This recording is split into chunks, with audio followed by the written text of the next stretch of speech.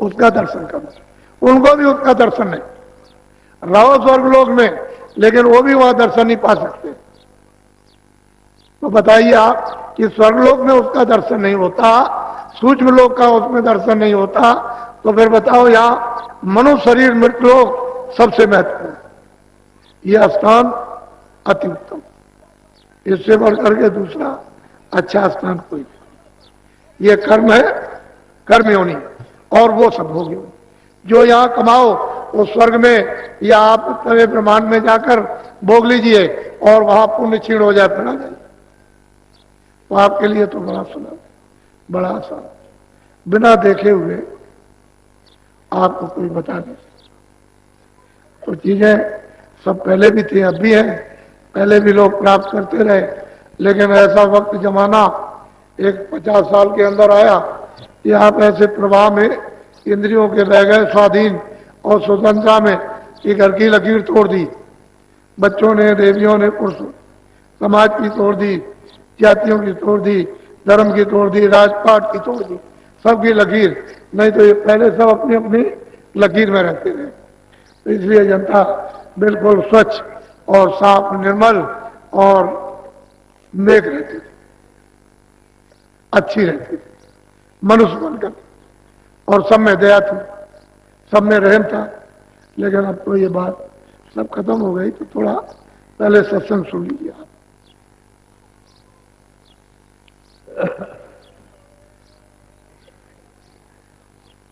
साते गुरु खोजोरी प्यारी, जगत में दुर्लभ रतन यही। कहते हैं कि नर नारी, बच्चे बच्चियों बहुत प्यार से महापुरुष समझाते हैं कि तुम सदगुरु को खोजो, ये मानव तन रतन और किसी काम का नहीं। वैसे तो मानव तन मिट्टी है, लेकिन अगर सतगुरु चेतन मिल जाए, चेतन से जुड़ा हुआ, जिसने चेतन को प्राप्त किया, तो ये नर्तन रतन, इसकी कीमत कुछ ऐसा अमूलक है। तो कहते हैं कि भाई तुम मतलब है सतगुरु की खोज, और क्या करो, कहते हैं उससे प्रेम करो, तो तुम्हारा ये शरीर रतन अमूलक। और अभी कोड़ियों के बदले में भी इसकी कुछ कीमत नहीं है। तुमको 500 रुपए में खरीद ले, 5,000 खरीदे, 200 रुपए में खरीद ले, तुम अपने आप को बिकने को तैयार, कोड़ियों के बदले में भी नहीं, और फिर आप किसी में भी नहीं खरीदे जा सकते। कहते हैं ऐसा नर्तन, कहते हैं कि तुम सदगुरु खोजो, ये दुर्लभ मानव शरीर, ये रतन है, इसको बेकार आप मत जाने दो। इसी में बैठ के प्रभु मिलता है, और वही सर्व संपत्ति है, वही सर्वधन है, सर्व सुख है, वही सर्व भंडार है, वही ज्ञान का है। उसी से छुटकारा होगा, नहीं तो ऐसे जन्मते और मरते न मालूम कितने अनगिनती युग बीत गए, अभी तक तो छुटकारा हुआ नहीं। तो बहुत प्यार से वो समझाते हैं कि तुमको करना क्या है। पहले सदगुरु की खोज, कहीं मिले, मुसलमान मिल जाए, तो मिल जाए, काला हो, सांवला हो, जैसा हो, वो मिलना चाहिए। तुम उसको काला सांवला जात पात का मत देखो। कहते हैं मोल करो तलवार का, पड़ी रहे दो म्यान। अरे म्यान का क्या करते हो, तलवार का मोल, ज्ञान का मोल करो। अरे वो खोल का क्या करते हो, जो काला है, सांवला है, गोरा है, ये सफेद है, ये ऐसा है, वैसा है, कोई गेरू है, कोई लाल है, कोई पीला है, कोई सफेद है, कुछ नहीं। उस ज्ञान का मोल करो।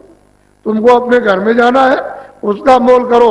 ऐसा सौदा करो कि मानो रतन आपका ये काम में आ जाए और जीवात्मा घर पे वापस पहुंच जाए। बोलो। जिन पर मेहर दया सते गुरु की, उनको दरस दई। कहते जिन पर सतगुरु की दया मेहर दया दृष्टि है, उनको तो दर्शन मिलेगा ही, मिलता है, मिलेगा। और जिनके ऊपर संत सतगुरु पूरे की दया नहीं है, वो कुछ नहीं पा सकते। वो ये रतन शरीर हाथ से चला जाएगा। आखिर किनारे पर आ गए हो किसी का 2 बरस, किसी का 10 बरस, किसी का 5 बरस, किसी का 20 बरस। जिस दिन से तुम माँ के गर्भ से बाहर निकले हो उसी दिन से आयु घटने लगी। जैसे ही सूरत माँ के पेट में 5 महीने जब पिंड बन गया और छोड़ी, उसमें बैठा थी, बस आयु घटना शुरू हो गई। उसी दिन से गर्भ से ही आयु घटने लगी।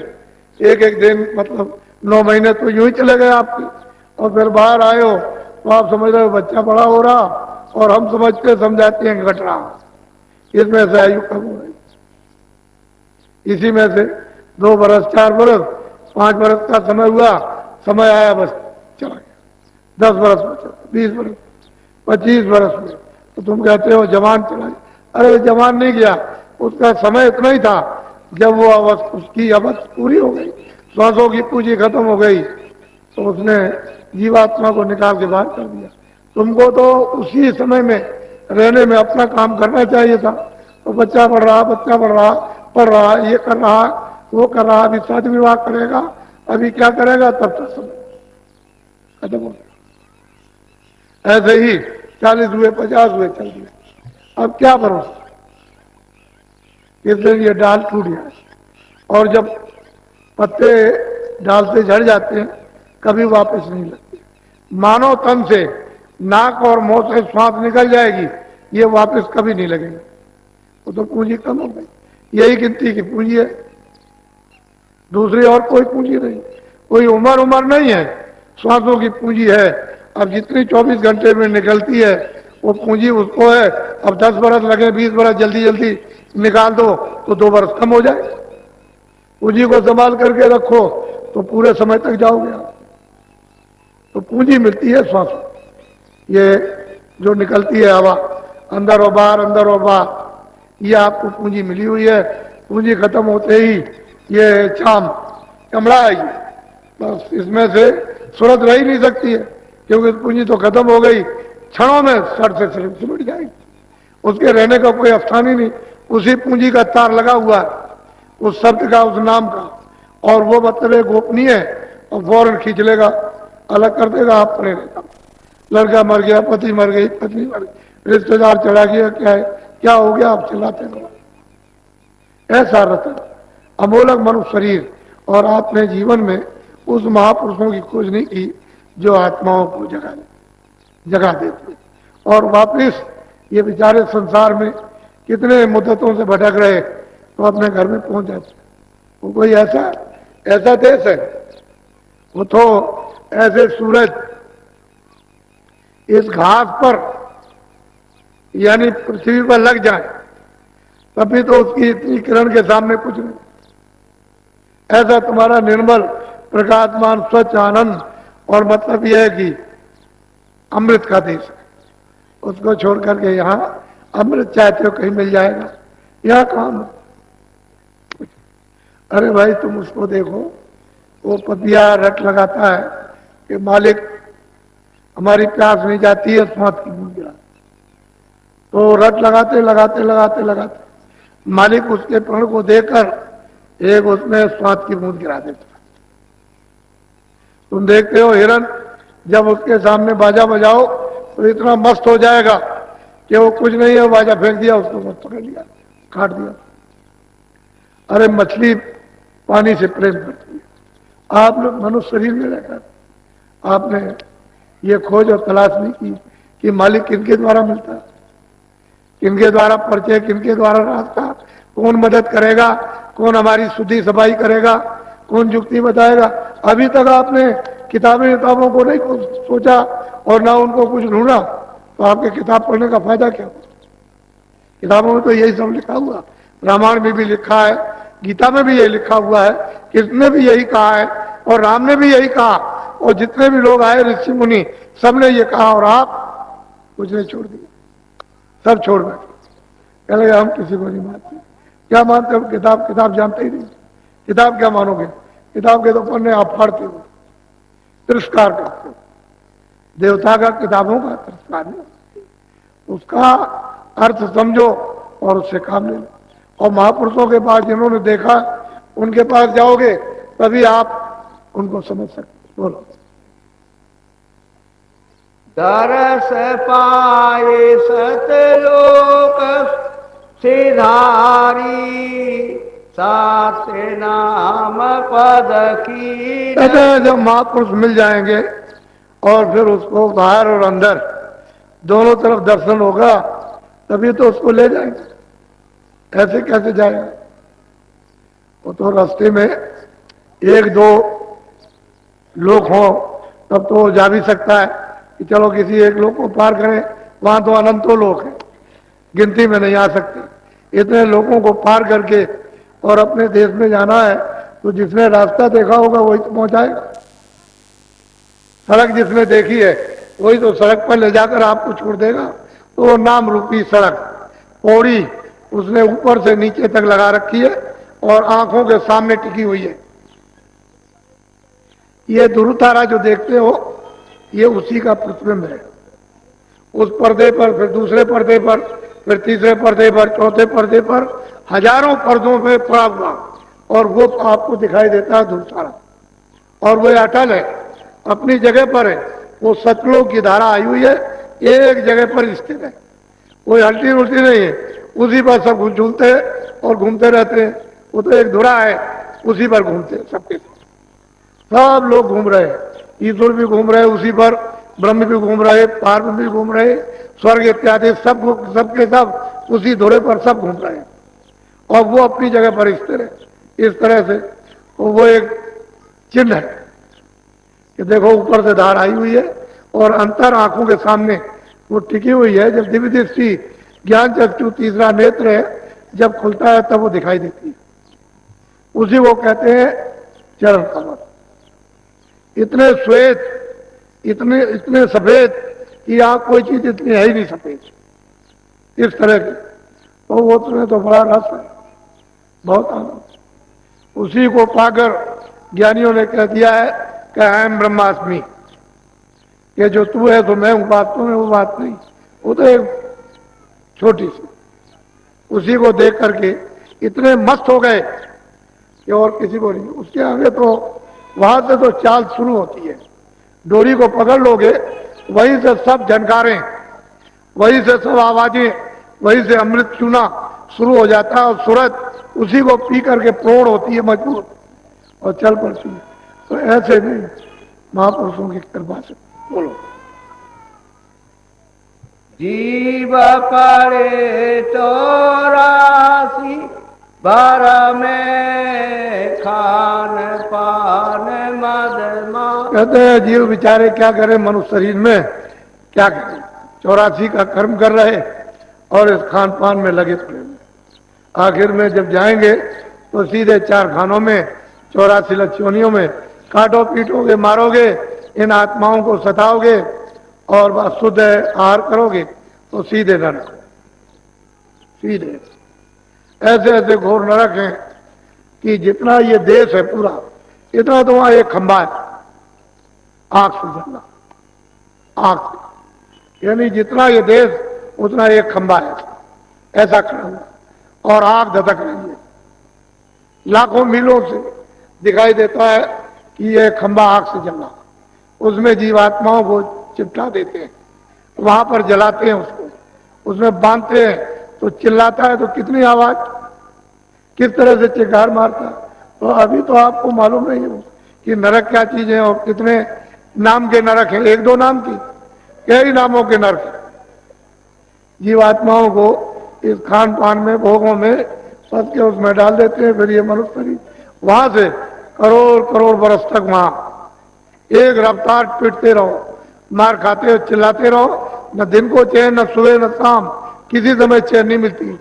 ऐसी वहां पिटाई होती है और वो जमदूत ऐसी ऐसी लगियां 10-10 हजार मील की लंबी लगियों से पकड़ करके छेद के चिपकाते रहते हैं।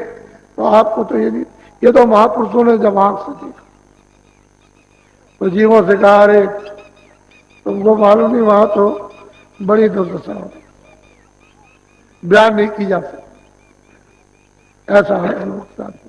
तो कहते हैं तुम भोगों में इसमें तुम लिप्त हो गए और 4 खानों का, 84 लक्ष्योनी नरकों का रास्ता खोल लिया। अब कौन बचाएगा? अब ये सोचो, तो मतलब है कोई बचा नहीं। ये बेचारे जो जल में जीव रहते थे, आपको देख करके डरते नहीं थे, उनको तो किसी को रहने नहीं दिया, सांप को निकाल कर दबाया कर दिया। ये बेचारे जानवर निर्भय होकर के गांव में घूमते रहते थे, उनको सफाया। पंछी जो है तुम्हारे घरों में बैठे रहते थे, कहीं कुछ नहीं था और उनको भी साफ कर दिया। अब ये हालत हो गई तो आखिर मनुष्य क्या हो गया? मनुष्य तो ना, ये तो भोग जो है बिल्कुल पशु अज्ञान। आप तो मनुष्य थे, आपका भोग तो ज्ञान का होता, लेकिन भोग हो रहा अज्ञान का, तो आखिर में क्या होगा? दशा ये होगी और आपको कोई रास्ता मिला नहीं। बोलो।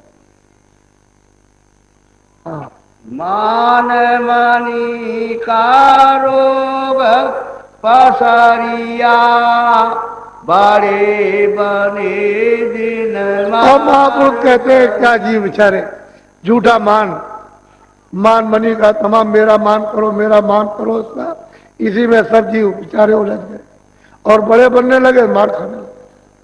जो बड़ा बना वो मार खा।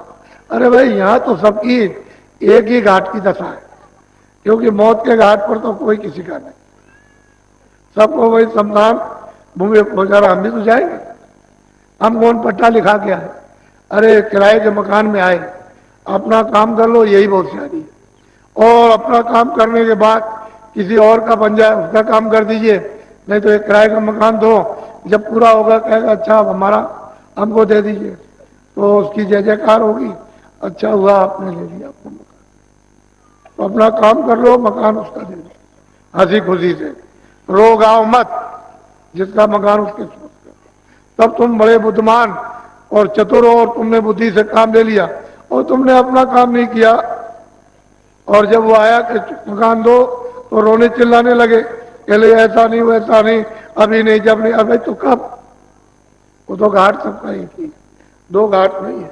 लेकिन जो जीते जी मर जाते हैं, वो मरे होती है क्या चीज? वो तो जीते जी मर गए। जब सूरत को शरीर से नाम से जोड़कर अलग कर दिया तो जीते जी मर गए।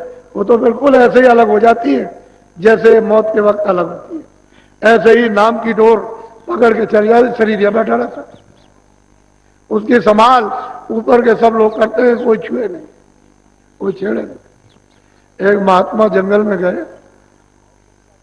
तो वहां साधना कर रहे थे गुफा में, तो उनकी साधना को उनको देख करके बिल्कुल अचेत पड़े हुए थे। तो हम बाहर आए, उनके शिष्यों से पूछा, कह लगे आप कुछ बोले तो नहीं? मैंने बोला तो नहीं, कुछ नहीं, मैं समझता हूं कि साधना कर रहे हैं। अब ऐसा मालूम होता है कि शरीर में नहीं, तो वहां सब रक्षा करते हैं।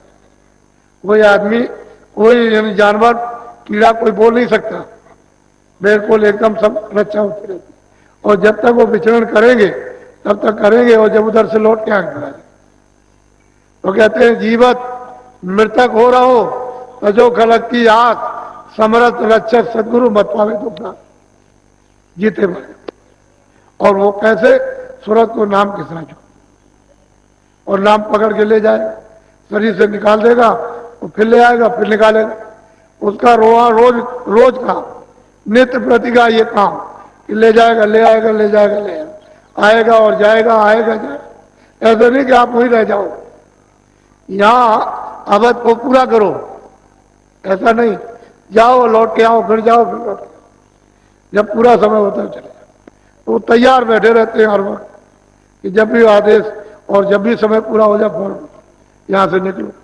तो जब समर्थ कोई मिल जाएगा तो ये तुमको रास्ता आने जाने सिखा देगा, ले जाएगा और फिर निकाल देगा और ले चलेगा, तो जीवित मृतक हो जाओ।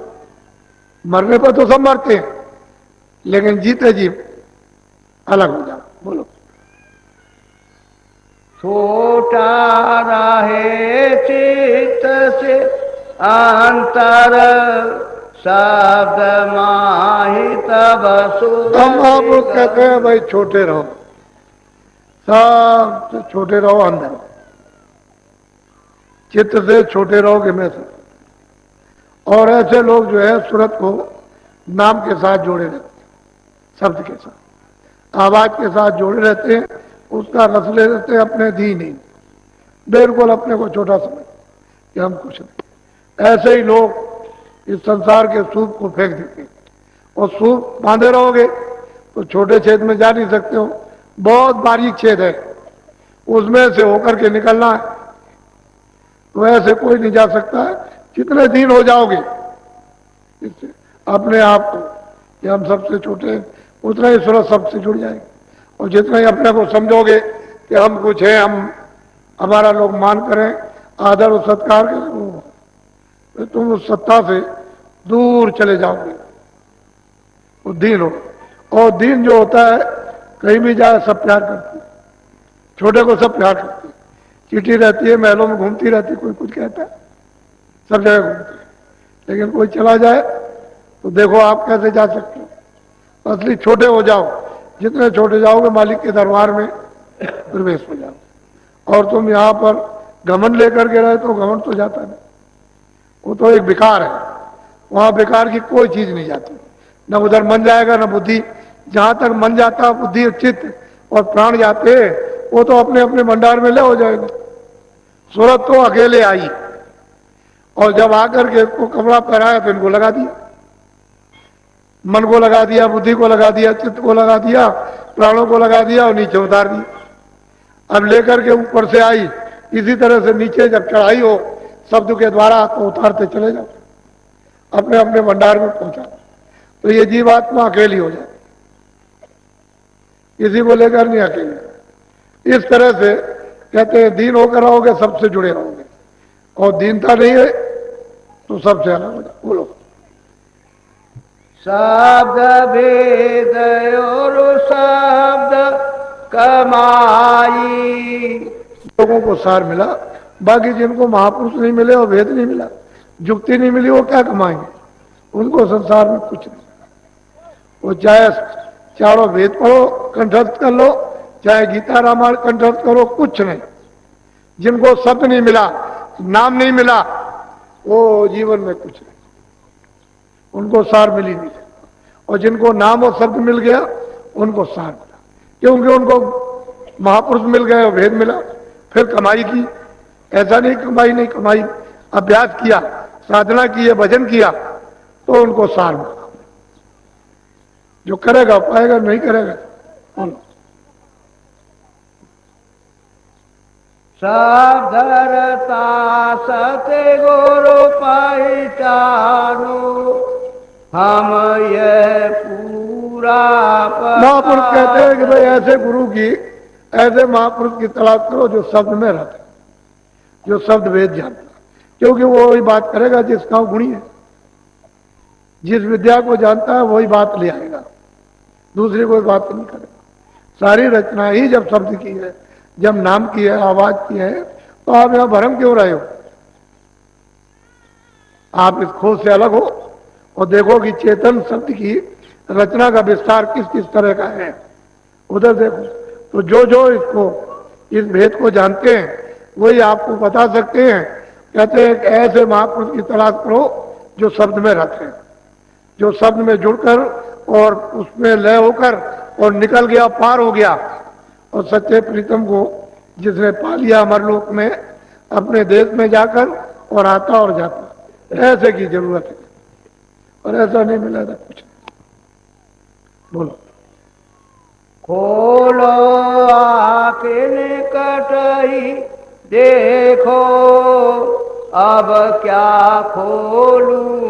आप कहते हैं कि भाई जब तुमको ऐसा भेद मिला तो अब क्या जल्दी करते, देर करते हो, जल्दी करो। कहते हैं कि आंख खोलो अंदर की, जल्दी से जल्दी थोड़ा सा कर्म करो, थोड़ी सी, थोड़ा सा अभ्यास करो, थोड़ी मेहनत करो, थोड़ी सी, और सहयोग ले लो, उसमें मतलब दया शामिल कर लो, तो आंख खुल जाए। कहते हैं निकट ही देखो, दूर नहीं है, पास। लेकिन पर्दे इतने पड़े हुए हैं कि मालूम होता है वो इतना दूर है हमसे।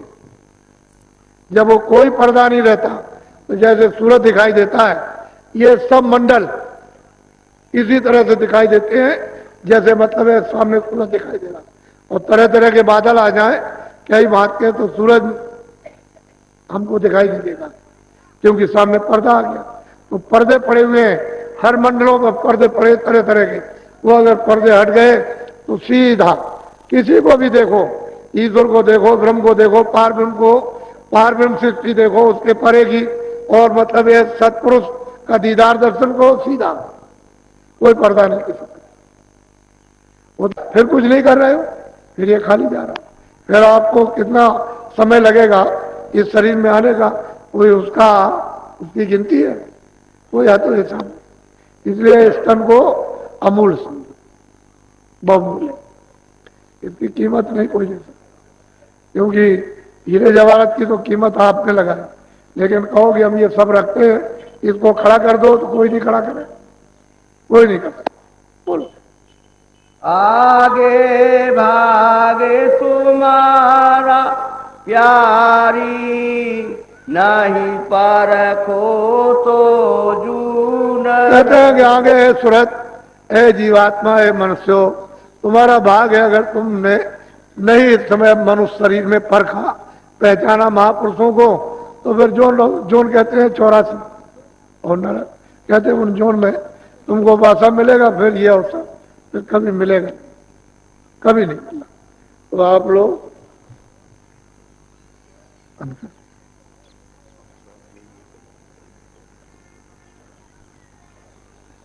अब आपको नामदान देंगे। 2 बंधन है आपके लिए, और कोई बंधन। एक तो शाकाहारी रहना, शुद्ध आहार, अनाज, सब्जी, फल है, सूखे गीले, घी दूध है, इन सब चीजों का आप दिन में 100 बार सेवन करो। अशुद्ध आहार में इसी में सब समझ जाओ। अशुद्ध आहार नहीं करना, शुद्ध। दूसरा ये बीड़ी, तंबाकू, हुक्का पी सकते हो, हमने तो कभी पिया नहीं है, पर ऐसा कोई भी नशा, कोई नशा हो, इससे कोई मतलब नहीं। ऐसा कोई नशा मत करना जो बुद्धि पागल हो जाए। ये 2 चीजें मना है। बाकी घर में चोरी चमारी, मारपीट, लूटपाट, गाली गलौज, ये तो अब माँ बाप बच्चों को ही सिखाते रहते। हर जगह सब जगह ये कहते हैं, ये मत करो, ये मत करो, ये मत करो। तो वो तो मतलब है कि मनुष्य का कर्म है, वो तो आपको हर जगह मना किया जाएगा। पर शाकाहारी रहना और नशीली बुद्ध नाशक चीज से बने, उसको नहीं। बाकी घर बार में रहो, बाल बच्चों में रहो, खेती दुकान दफ्तर का काम करो और बच्चों की सेवा करो, ये सब आप करो। उसमें 24 घंटे में 23 घंटे तो ये काम करो, और 1 घंटा भजन के लिए आप बचा लो। वो भी है 15 मिनट, कभी 10 मिनट, कभी सुबह, कभी शाम, कभी दिन में, कभी रात। तो 1 घंटा पूरा करो पहले, 1 घंटे में ये काम करो, तो आपका घर बार भी नहीं छूटा और आपका कोई नुकसान भी नहीं, और समय तो आप बचा ही लेते हो। वो तो बेकार समय चला जाता है, क्योंकि उससे कोई आपका काम तो है नहीं। और जब आप भजन करोगे तो आपके काम आएगा, आप ही की चीज आपके काम आ जाएगी। तो 1 घंटा समय बचाओ। जब भजन होने लगेगा तो तुम 1 घंटा क्या, 2 घंटे भी, 4 घंटे भी, 10 घंटे भी समय अपने आप दोगे। हमारे कहने की जरूरत नहीं है, फिर 10 घंटे भी लग जाओगे, 4 घंटे भी लग जाओगे, फिर तो अलग बात है। तो चीज ऐसी है कि जब वो मिलेगी, जो नशा और मस्ती चढ़ेगी, वो मतलब ये है कि उसके सामने कोई कुछ नहीं, वो तो है। लेकिन 1 घंटा समय बचाओ 24 घंटे, बस। और कोई बंधन तो है नहीं। हम तो किसी को साधु बनाते नहीं, ना अभी तक किसी को बनाया। तो गुरु महाराज के पास आए थे, उन्होंने कहा था कि अरे भाई क्या करोगे, भजन ही कर लो, भजन कर लो, क्या करोगे, ये अपना काम कर लो, चलो दूसरों को मतलब यह है कि जगा देना, जब काम हो जाए तो दूसरों को भी जगाना। ऐसा उनकी इच्छा थी। तो अब जो उनकी इच्छा थी वो किया। आप पहले उनको देखिए, गुरु महाराज को कितने सीधे साधे थे, बहुत सीधे साधे। सही बात तो है, इनको कोई पहचान नहीं सकता था, इतने सीधे। और मतलब यह है कि सब कुछ लेकर बैठे हुए थे, सब कुछ खजाना उनके पास था, जो लेने वाला होता सब ले लेता, पर यह है कि लेना नहीं। अब जो कुछ उनकी कृपा और दया हो गई वो, लेकिन उनके पास सब कुछ, किसी चीज की कमी नहीं। पर अब यह है कि भाग नहीं है तुम्हारा, तुम जगे और चेते नहीं, तुम इस संसार में लगे पड़े रहे, विषयों में फंसे रहे, तो आप उससे वंचित रहे। तो आप देखिए उनको कितने सीधे और सादे थे, और उनसे ये चीज मिली थी। उन्हीं का ये मंदिर है जो देख रहे हो, कि जो इतनी बड़ी चीज दे सकता है, तो उसकी कुछ ना कुछ निशानी इस रूप में रहे कि भाई ये तो दे के गए थे, और उन्होंने कहा था कि ये हमारा धन दूसरों को बांट देना, दे देना, तुम्हारा नहीं है, तुम इसके रखवाले बनो, और जब दूसरा ग्राहक आ जाए तो उसको ये धन दे दो। तो ये तो उनकी चीज है, हमारी तो कुछ है। हम तो वैसे भी नहीं चाहते थे कि कोई सत्संग करें, चुपचाप अपना भजन करते रहे और चुपचाप रहे, समय पूरा करना चाहिए, लेकिन उनका आदेश था, इसलिए ये आपको सब धीरे धीरे करके सुनाना पड़ा। और जो परेशानियां आई वो तो हमको मालूम, लेकिन उसके सामने कुछ परेशानी नहीं, वो भी हंसी खुशी की। आपके साथ कितनी परेशानी महापुरुषों को उठानी पड़ी, तब इन जीवात्माओं का काम हुआ, ये काम नहीं होता है। तो आप नामदान ले लीजिए। आप पहले जो जो भगवान का नाम बोलेंगे, सब लोग एक साथ एक आवाज में मुंह से अपनी अपनी आवाज को बाहर निकालना, ताकि ये सुनने को मिले कि आप नाम का शुद्ध उच्चारण कर रहे हैं। ऐसा नहीं कि आप अशुद्ध बोलने लगो, शुद्ध उच्चारण, सीधा उच्चारण करो, अशुद्ध उच्चारण उल्टा मत करो, सीधा बोलो हमेशा। वो क्योंकि सीधा ही वो पकाया हुआ है, उल्टा नहीं पकाया। उल्टा पकाया होता तो उल्टा बोलते, लेकिन सीधा पकाया तो सीधा बोलो। जब सीधा बोलोगे तो आपको लाभ मिलेगा, और आपने उल्टा उच्चारण कर दिया तो आपके लिए नुकसान है। तो शुद्ध बोलना, सीधा और साफ बोलना। जो जो नाम बोलता जाऊंगा आप बोलते जाना, जब मैं चुप हो जाऊंगा तो आप बोलो जय गुरुदेव, इतना ये ढक जाए, क्योंकि कोई आदमी ये न देख सके कि आप ये क्या कर रहे हो, क्योंकि वो देखेगा तो कहेगा हमने तो ऐसा भजन करते किसी को देखा नहीं है जो आप भजन कर रहे हो, समझ गए। तो थोड़ा सा कपड़ा डाल लो कि आपके हाथ दिखाई न दे इतने, और ये आंख और कान आपका ढक जाए। तो कपड़ा डाल के फिर करो, तो ऐसे आंख बंद की और ऐसे कान बंद, ऊंचा ध्यान देकर ऊपर की तरफ, सूरज के जीवात्मा के कान से, जो अंदर में एक कान है उससे सुनने का काम करना। तो शुरू शुरू में जब आप बैठोगे तो मालूम होगा सुनसान, तो ऊंचा से ऊंचा उधर मन और चित्त बुद्धि कानों के साथ लगा करके कान से गौर से सुनना। ये आवाज ऐसी आवाज होनी, उसको ऐसा पहचानना कि ऐसी आवाज कोई बाहर भी है, ऐसा पहचानने की कोशिश करना। जब मैं कहूंगा कि अच्छा खोल दीजिए तब खोलना, ऐसे बैठ जाओ, आगे पैर करो ऐसे, सब लोग इस पर रखो ऐसे हाथ, ऐसे। ये आंखें बंद करना और दोनों कान, दोनों आंखें और दोनों कान, और अंदर के कान से सुनना ऊपर की तरफ। आंख और कान बंद करो, बंद कर लो आंख और कान, और ऊपर की तरफ बहुत गौर से सुनना, इधर उधर मन कहीं ना जाए।